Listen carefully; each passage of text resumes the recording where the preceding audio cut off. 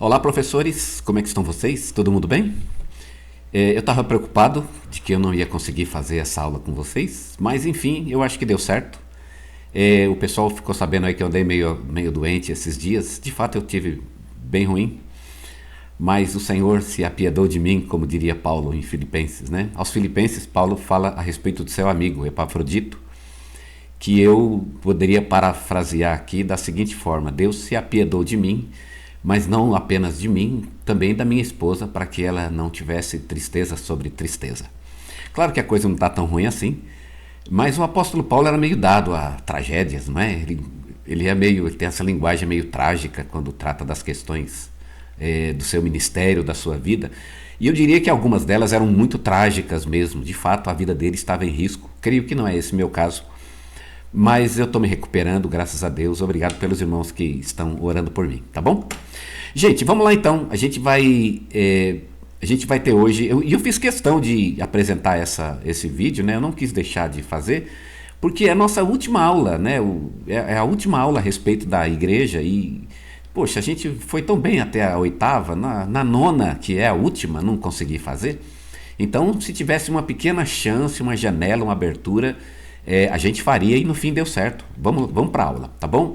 E nessa última aula, eu estou pensando no próximo módulo, a gente falar um pouquinho sobre os evangelhos. Eu tinha ideia de falar só sobre o evangelho de João, mas talvez fosse bacana a gente abordar os evangelhos como um todo, né? Mas nessa última aula a respeito da doutrina da igreja, eu acho que seria bacana então a gente fechar falando sobre a Igreja Batista, tá bom? Então é o nosso tema para o próximo domingo. A gente vai estudar a doutrina da igreja e de uma maneira mais específica, então a gente vai falar especificamente sobre a Igreja Batista, ok? Vamos lá então, vamos para a nossa aula?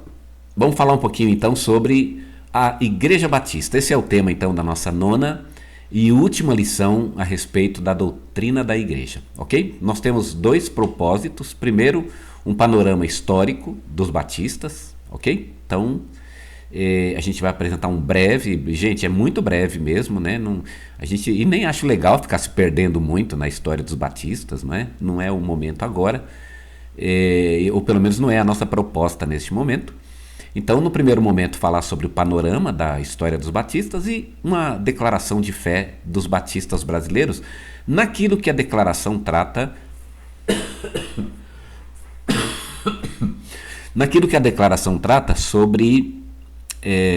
sobre a doutrina da igreja especificamente. Claro que a declaração é maior do que isso e tem mais coisas do que isso, né? Mas a gente vai tratar especificamente dos capítulos que se referem mais proximamente à igreja, ok?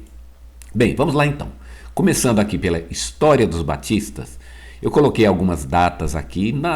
No texto da lição tem um pouco mais de detalhes que vocês podem usar. Eu não coloquei muito detalhe, exatamente para os professores não ficar muito perdido em coisas que às vezes não interessam muito para os alunos, ou eles vão escutar naquele momento e vai ser interessante, mas depois eles vão esquecer, e essas coisas que a gente escuta,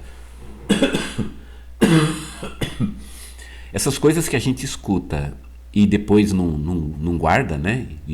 Porque o cérebro achou que não era importante, esse tipo de coisa geralmente não traz edificação. Então vamos nos concentrar naquilo que traz edificação.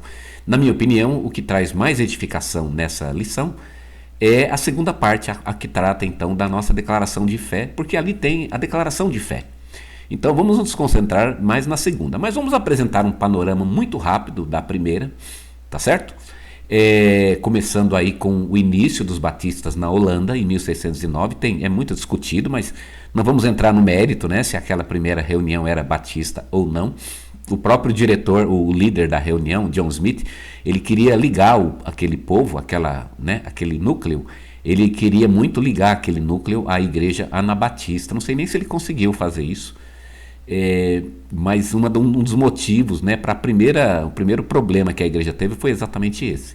Mas de qualquer maneira surgiu um grupo de batistas na Holanda. Em 1612, então, a igreja batista surge na Inglaterra, tá? O nome dos pastores estão lá na lição. Em 1638, então, surge a primeira igreja batista dos Estados Unidos, né? Na cidade de Providence. E em 1871 a primeira igreja batista do Brasil. Por que que eu poderia ter colocado outros lugares, né? Quando chegou no Brasil já tinha igreja em muitos lugares do mundo. Mas eu segui esse caminho exatamente porque a igreja do Brasil veio da igreja dos Estados Unidos. Então, foram os missionários americanos que fundaram a igreja no Brasil. Então, foi por isso que eu coloquei esses dados. Foi daí que me veio a ideia de mencionar apenas esses dados. 1880, então, nós temos o primeiro pastor brasileiro, o batista Antônio Teixeira de Albuquerque, que era um ex-padre. E em 1882, a primeira igreja batista em Salvador, e é preciso mencionar essa igreja, porque ela foi a primeira igreja batista de fala brasileira. Porque até então a gente tinha a igreja de Santa Bárbara do Oeste, e se eu não me engano, até quando foi fundada a de Salvador, já tinha duas igrejas em Santa Bárbara. Mas as duas, se eu tô, não, né, se a minha memória não está falhando aqui, mas as duas eram de fala americana, tá certo? Ou pelo menos uma delas, né? A primeira, mas essas igrejas eram igrejas onde se falava inglês. A primeira igreja batista de Salvador foi a igreja onde a fala era em português. Então ela é importante nesse sentido, tá? Então esse é o panorama da história. Uma coisa importante da história dos batistas são as divisões dos batistas, né? Nós tivemos várias. Eu anotei aqui as 4 maiores, que na verdade são as 4 que geraram as 4 maiores denominações batistas do Brasil. Que são, em 1910, a Missão Batista Independente. Essa Missão Batista Independente, ela surgiu como uma divisão da própria Igreja Batista de Salvador.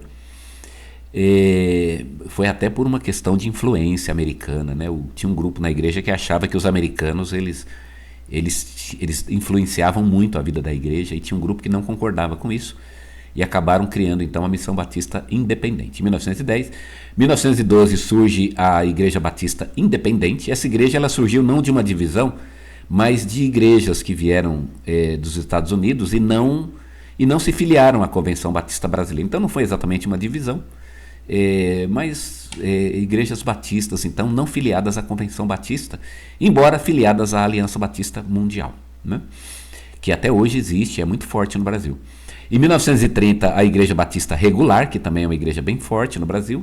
E em 1967, a Convenção Batista Nacional, da época do pastor Enéas Tonini. Não sei se você, né, os mais antigos aí, né, o pessoal da época do Getúlio Vargas vai lembrar dele, do pastor Enéas Tonini, e a divisão que ele provocou, e que fundou inclusive uma igreja que hoje é muito forte no Brasil, que é a Igreja Batista, a Convenção Batista Nacional, ok? Então, algumas das nossas divisões. E depois eu coloquei aqui, eu não tinha colocado na lição, e eu coloquei agora, na verdade. Eu estava estudando aqui, ou eu estava fazendo esses slides, e acabei encontrando essa informação na Wikipédia, né? Como eu vi que a pessoa que escreveu, ele tirou esse dado da Aliança Batista Mundial, eu fiquei com uma certa confiança de colocá-los aqui, tá bom? E que são os batistas distribuídos pelo mundo. E aí eu coloquei os dados aí para vocês verem, não é? E se achar interessante mencionar algum deles, pelo menos. Eu achei interessante porque alguns deles me chamaram muito a atenção. Os Estados Unidos têm esse monte de batista, até que eu não estranho. Realmente os batistas são muito fortes lá. Presidentes da República já foram batistas, não é? O Harry Truman, né, que na época da guerra ele era batista, o George Bush, não é? Também, o Bill Clinton, né, não era um batista assim muito maravilhoso em termos, mas enfim, o Bill Clinton também foi um batista, não é? Então tá aí alguns dados aí. E eu queria destacar alguns que eu achei interessante, né? Na Tanzânia, olha que interessante. A Tanzânia é um país pequeno e lá tem 2.680.000 batistas. Gente, como é que pode? A Tanzânia é um país que tem, eu creio que seja 1/4 do Brasil, né? Em termos de população. Então, se vocês pensarem bem, tem bastante batista. Tem o dobro, né, do que tem aqui no Brasil. Olha que interessante. Eu achei bem bacana esse dado. No Congo, eu achei, o Congo tem a mesma quantidade de batistas que o Brasil. No Mianmar, eu achei interessante aqui o Mianmar, né, que está com essa controvérsia toda. O Mianmar não faz só terrorista, ele também faz servo de Deus, que são igrejas e membros batistas. Olha que bonito, né? Eles são em mais de 1 milhão de batistas no Mianmar. Eu achei isso um negócio bem bacana. E em Nagalândia, né, que fica na Índia, nós temos ali 1.648 milhões. Nas Filipinas, com 600 mil. Então nós temos aí, né, uma quantidade muito grande de batistas. Uma coisa que eu fiquei impressionado foi com a Nigéria, né? A Nigéria ter 8 milhões e 925 mil batistas. Gente, como é isso? Na Nigéria, não é? Tudo bem que a Nigéria é bem menor do que o Brasil. O Brasil ele tem acho que uns 20, 25 habitantes por metro quadrado, né? Por quilômetro quadrado. E a Nigéria tem mais de 200 habitantes Então a concentração é muito maior. E embora o número de habitantes, eu acredito, na Nigéria seja quase que o mesmo do Brasil, né? Embora o território dele seja bem menor. Mas mesmo assim, se vocês pensarem bem, que a população deles seja igual à população do Brasil, gente, eles têm aqui, olha, 8 vezes mais batistas do que no Brasil, né, que tem muito mais condição. Então eu acho muito legal, gostei muito de saber dessa informação, principalmente sobre a Nigéria, que a gente às vezes acha, esse povo está perdido. Perdido nada, perdido estamos nós, né? Eles estão muito bem encontrados lá, são países que a gente nem imagina e que tem muitos batistas, tá bom? O total de batistas, embora no mundo, a convenção, a Aliança Batista Mundial, no mesmo site da Wikipédia, ela estima que, embora esse número seja muito complicado, mas ela estima que exista cerca de 51 milhões de batistas em todo o mundo, tá? Mas a gente não tem muita certeza sobre isso, tá bom? Então esses são os dados. É mais uma coisa de curiosidade, né? Não precisa ficar perdendo muito tempo com isso. E vamos então ao que nos interessa, a declaração de fé das igrejas batistas do Brasil, ok? Eu coloquei aí 10 itens, 11 na verdade, né? A respeito daquilo que os batistas pensam, basicamente sobre a igreja. A declaração tem outros capítulos, mas eu coloquei ali o que interessa um pouco mais para a igreja. Eu coloquei, por exemplo, eu não coloquei o texto inteiro, não é? Poderia ter até colocado, mas a gente pensa nisso um outro dia, mas coloquei alguns dados somente, né? Algumas citações da declaração de fé, tá? A igreja é formada por pessoas regeneradas, ok? Significa então que o batista, primeiro ele é convertido e depois ele é batizado. Tem igreja que não faz isso, ela batiza primeiro e vai ver se o sujeito se converte depois. Às vezes dá certo, às vezes não dá. O batista não tem esse problema porque todo mundo que está na igreja batista é regenerado. Brincadeira, também não é assim, não é? Regenerado é uma palavra muito forte, que na verdade seria o nosso ideal. Mas pelo menos as pessoas que são membros da igreja deram a sua pública profissão de fé e disseram com a sua própria boca que são salvos. Se não são, isso é um problema que elas vão ter que resolver com Deus e não é um problema que a igreja deva se envolver com isso, tá bom? De qualquer maneira, é uma primeira declaração da fé batista de que a igreja é formada por pessoas regeneradas, ou seja, a igreja é formada por pessoas salvas, então só é batizado quem é salvo. Em segundo lugar, a autonomia da igreja local. A igreja local é autônoma para bem e para mal, porque quando a igreja é grande como a nossa e pode se sustentar, é ótimo, né? Não ter que mandar dinheiro para ninguém, não ter que dar satisfação para ninguém é uma beleza. O duro é quando a igreja é pequenininha e não tem condição de sobreviver, não tem nenhum outro órgão que possa intervir, a não ser a pedido da própria igreja para ajudar essa igreja, né? Algumas pedem, algumas não pedem mesmo, né? Algumas realmente não querem ajuda e sofrem muito e às vezes até deixam de existir como igreja, porque a convenção e as igrejas respeitam o direito da igreja de gerenciar a sua própria vida, ok? Depois nós temos o reconhecimento do caráter bíblico dos ministérios pastoral e diaconal, e os batistas entendem que são as duas funções que são biblicamente atestadas. A igreja local está acima da convenção batista, isso é muito importante, né? A convenção batista não é um órgão acima da igreja, a igreja local está acima da convenção. A declaração diz com todas as letras que a igreja local ela é o corpo de Cristo. E não existe nenhum outro órgão que seja o corpo de Cristo a não ser a igreja. Então, e a igreja é, acima de tudo, a igreja local. Então a igreja local está acima de qualquer órgão, de qualquer escritório, de qualquer pessoa, e ninguém pode mandar numa igreja local. Quem manda na igreja é o Senhor Jesus Cristo, mas para efeito de administração, a igreja ela é administrada pelos próprios membros que se reúnem em assembleia para este fim, ok?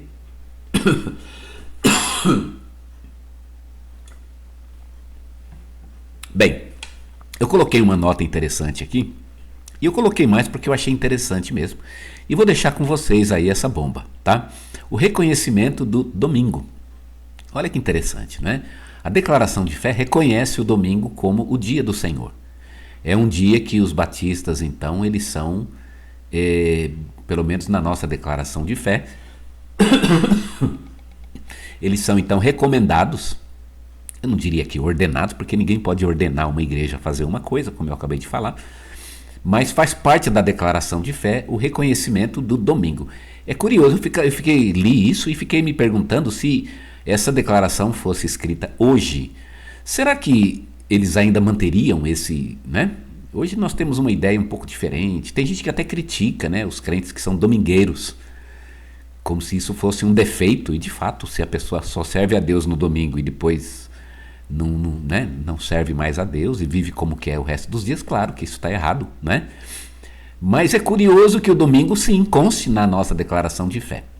Mas eu coloquei 2 motivos pelos quais a declaração de fé faz isso, que são bastante importantes.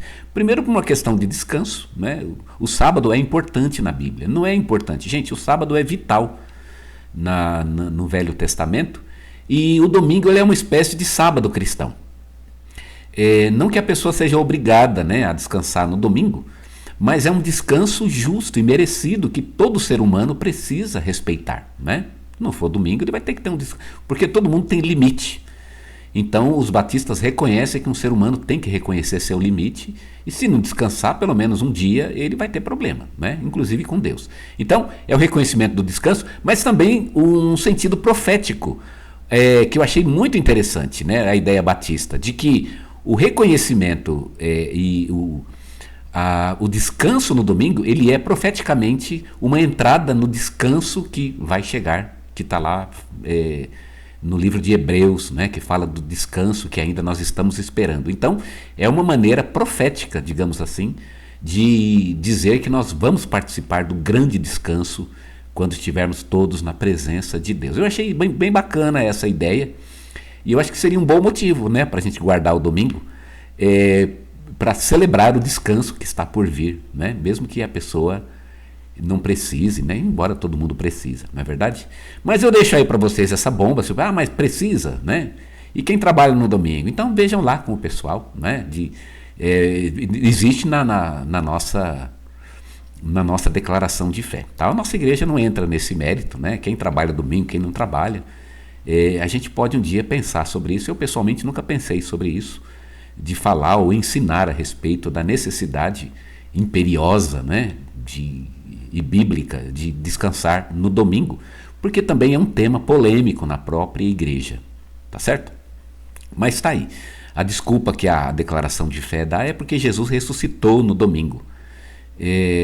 Não sei se eu tenho a impressão que o Novo Testamento não diz com todas as letras que a igreja reunia no domingo também, né? Não sei. Mas enfim, tá aí uma questão para a gente ficar pensando e gera uma discussão, mas eu creio que isso não compromete em nada a nossa fé, ok? Bom, o sacerdócio de todos os crentes, né? Todos os crentes são sacerdotes, então não existe um clero, né, um laicato, né, como acontece na Igreja Católica. Todos vão prestar contas a Deus pelo trabalho que fizeram na igreja, e não existe um grupo que representa um outro grupo na igreja. O pastor não representa a igreja diante de Deus. Cada um vai dar conta de si mesmo a Deus, tá certo? O pastor vai dar conta do seu trabalho, assim como cada membro vai dar conta da maneira como agiu neste mundo. O sustento financeiro da igreja, é previsto que a igreja então sustente a si mesma. A relação igreja-estado, a igreja batista, ela é contra a ligação ou a relação entre a igreja e o Estado, essa aliança, não é? Claro, para fins de ajuda humanitária, não é? Quando a igreja se alia ao Estado para fazer uma obra social, mas não para sustento da igreja, não é? A igreja ela não aceita sustento da parte do Estado, embora isso seja bastante comum em outras culturas.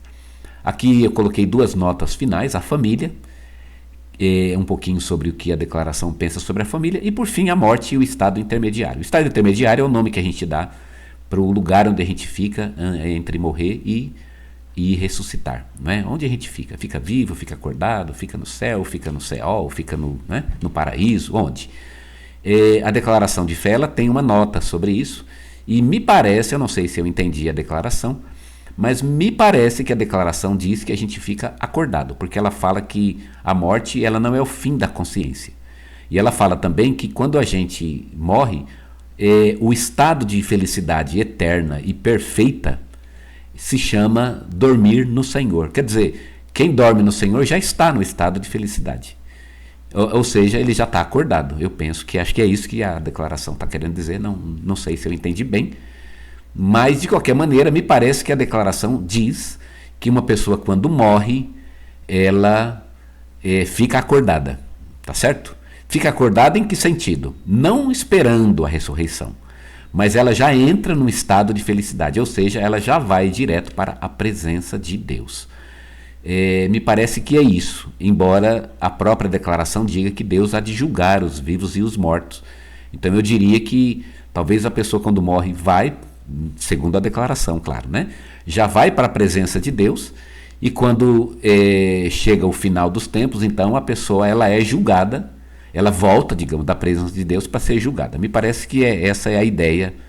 Eu acho meio estranho, confesso para vocês. Eu sou de uma ideia de que quando a pessoa morre, ele já vai direto para o trono branco. Não existe. O estado intermediário é uma maneira de falar e não é real. Mas isso vai gerar alguma polêmica, mas gente, isso ninguém tem uma resposta, né? Ninguém voltou para dizer o que acontece, e a Bíblia também não é clara com relação a isso. Vamos falar a respeito do estado intermediário num outro capítulo da teologia, que não é esse agora, mas se o pessoal quiser discutir um pouquinho, às vezes é gostoso, né?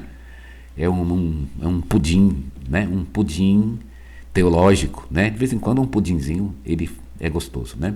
Então tá aí a nossa lição, e fica então para a gente esse compromisso então de passar para os alunos então essa nossa última lição a respeito da Igreja Batista, tá bom? Que Deus abençoe você, que você tenha uma aula muito abençoada, e a gente geralmente usa a Bíblia, né? E aí é fácil porque você aponta para o texto bíblico. E aí é fácil dizer para o que você entendeu. E nessa lição a gente não tem texto bíblico, como vocês viram, porque é um fechamento e é mais uma aula de reflexão daquilo que a gente já viu, aplicado então à Igreja Batista e à nossa igreja, por ser uma Igreja Batista. Então, por isso fica meio polêmico mesmo, mas não precisa ter medo da polêmica, deixa o pessoal discutir. E qualquer coisa a gente, né, lembra do que já foi estudado, tá bom? De maneira geral que a gente vai ser uma bênção muito grande na vida dos alunos, como vocês já têm sido, tá bom? Que Deus abençoe vocês e que vocês tenham uma aula muito abençoada no domingo, ok?